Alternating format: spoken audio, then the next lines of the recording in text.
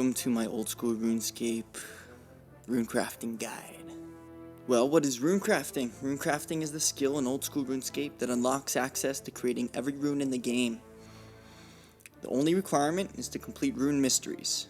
Look up Slayer Music 1 on YouTube, he has the best quest guides. Alright, what are runes? Well, runes are items created through runecrafting or buying them from stores scattered throughout Gielinor. And they pretty much allow you to cast spells from your spellbook. Suggestions before getting into runecrafting: having 40 defense plus, having 41 plus mining, and high agility for members for your run to keep going. Runecrafting is one of the slowest skills, okay guys? So that's why this guide is long and it's thorough. More warning, you're gonna get extremely rich if you stick with it. Alright, so start off, you guys can find these talismans through quests and all that. This is not an Iron Man guide, so go to the Grand Exchange and buy them. Buy the tiaras, they are cheapest.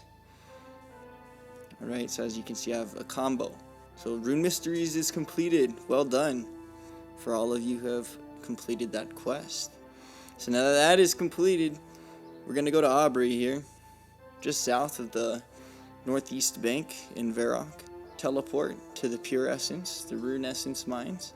It'll be Rune Essence at first, and then once you get to higher levels, it'll be Pure Essence. Just one of those random updates that they put in a long time ago. Not many people would even remember that. So once you get a full inventory, click out to that portal. You don't even have to teleport. Boom, right back into the shop.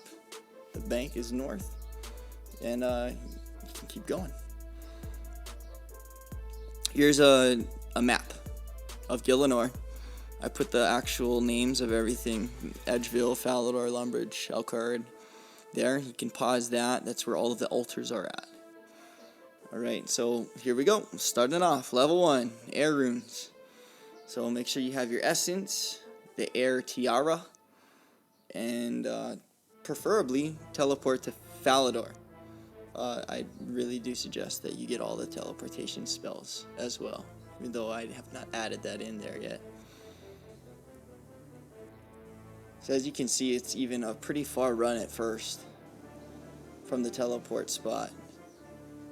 Drainer is further. House teleport can be pretty fast.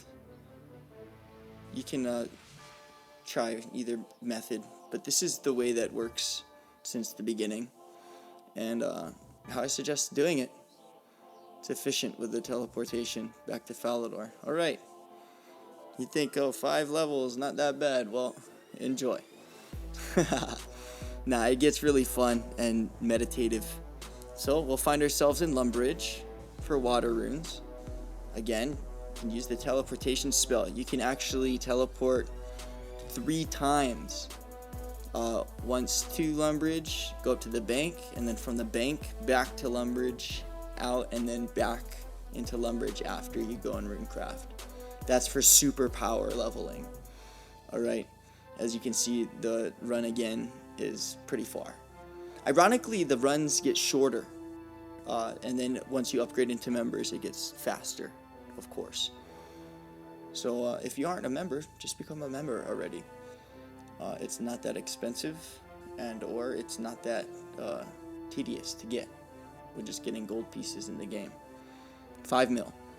There we go. Made some water runes. Alright, so after that, you only have 4 levels till 9 to get the earth runes going. This is where the free-to-play grind really ends. And and if you want to be a free-to-play player, then you will literally spend almost the rest of your career in RuneScape in Northeast Varrock Bank. So instead of doing that, I suggest that you get a membership and keep following this guide. Again, it's real easy with the tiaras, and it's much cheaper getting the tiaras because some of the talismans vary all the way up to 5k plus for the fire talisman.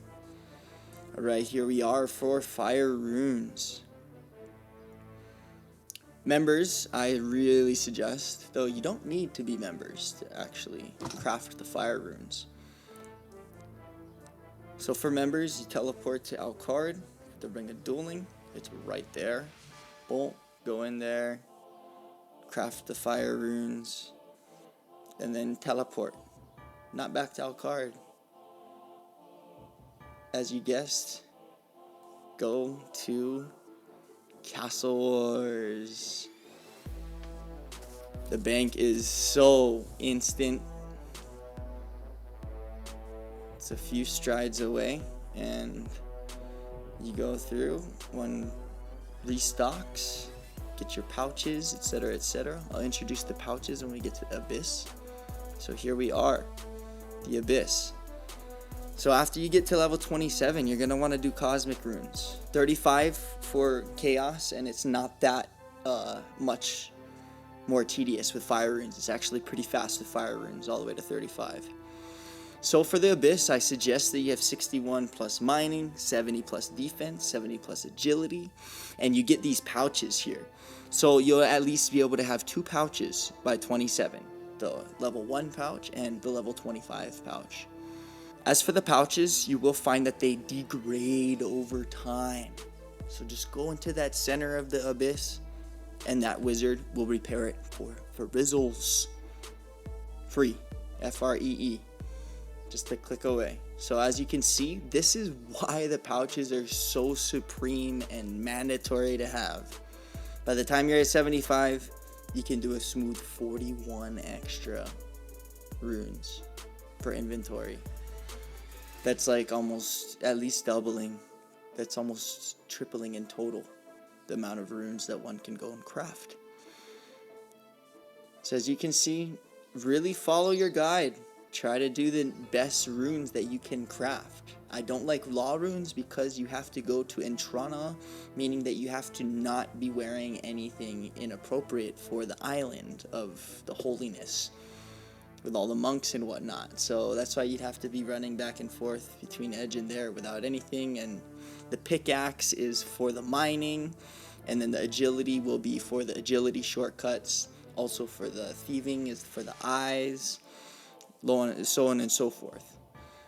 So as you can see, the mining and agility squeeze are usually always side by side.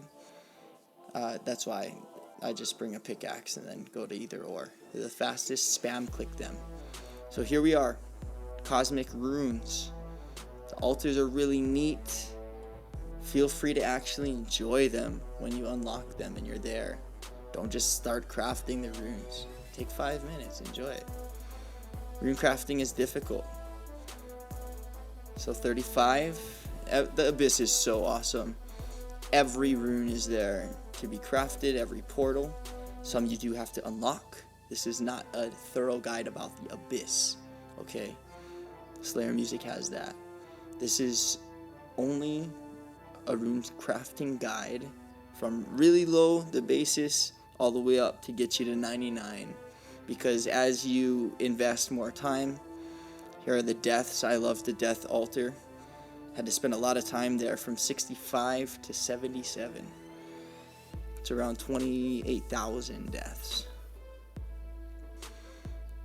So here we are, getting to the 77 to 99. You can actually, one can skip the Abyss and get between 40 and 60k experience. Well, about 30 to 60k. And for the Bloods, it's like 30 to 40k, 45. And for the Souls, it's at level 90, you can get about 60, almost 65k experience runecrafting per hour, which is insane in the membrane. That's remarkably fast. The fastest used to be nature runes. Just 30k experience an hour, all the way to 99. Now we have this. So as you can see, you can just follow what I'm doing. For the Dark Altar, it doesn't require much. You do need favor. You need to go and watch guides for that, I suggest. That's why they are out there. And this guide is to just show you a little glimpse into your future if you really stick with it. Because if you get to 77, you're on the right track to getting to 99.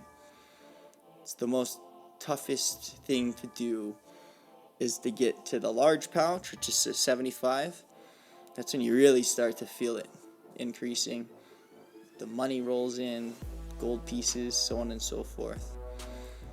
Thank you very much, guys. So enjoy the newest and latest Runecrafting update brought to you by Jagex for old school Runescape. Alright, aloha, and we are back here now with the Below Ice Mountain quest. Yes, another new quest, bringing the total amount of quest points to 280. Alright, so it's all about Willow. Poor thing. So you can find her beneath Ice Mountain. It's pretty self-explanatory how to start the quest. Just above Falador, beneath Ice Mountain, near the entrance of the Dwarven Mines.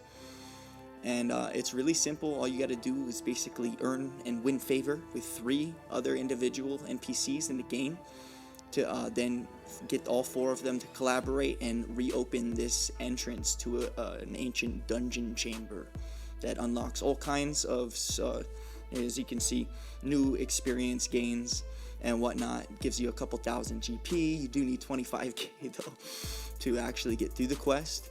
Another quest point, and then new access to the dungeon. As you can see, there's prayer, there are fishing, cooking, and then also there is Runecrafting. So this is not a guide about any of it really. This is a walkthrough, just how to get through the quest, because hey,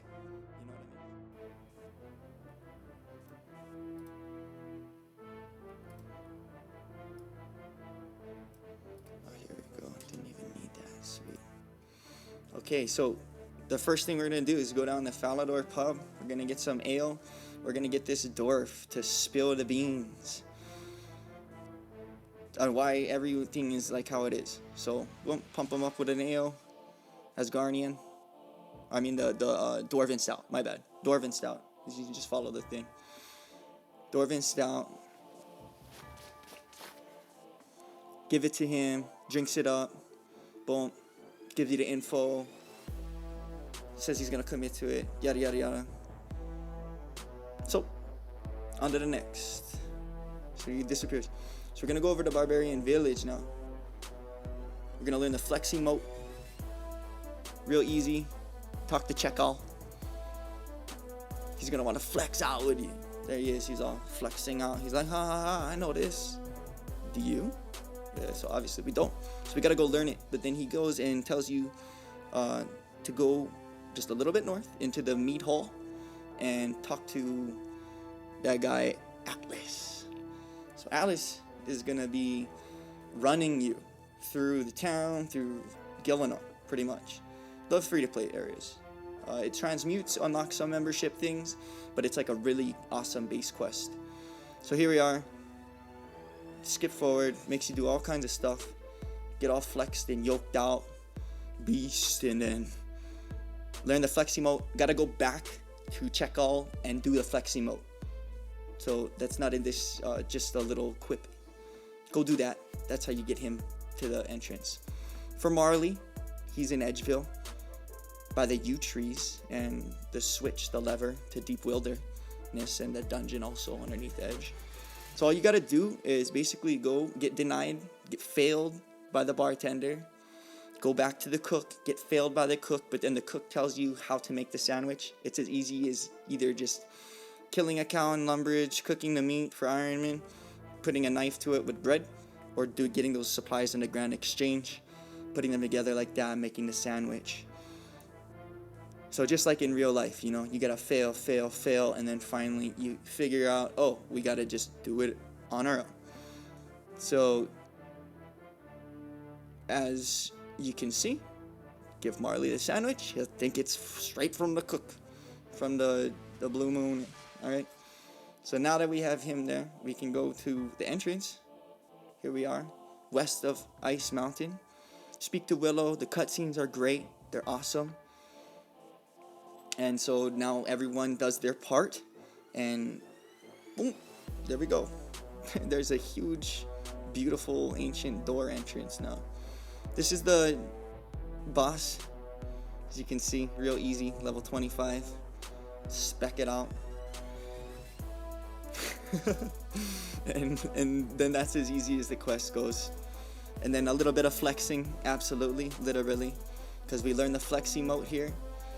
This is not a dungeon guide. Slayer Music 1's gonna come out with some of those things. Other YouTubers that are coming up as well. Make sure to subscribe to my channel, as I have a lot of like communicative things to share with all of you guys, because I've been playing this game for like 15-16 years, and then I just got back into it. So awesome. So stoked that there's such a following for Old School RuneScape.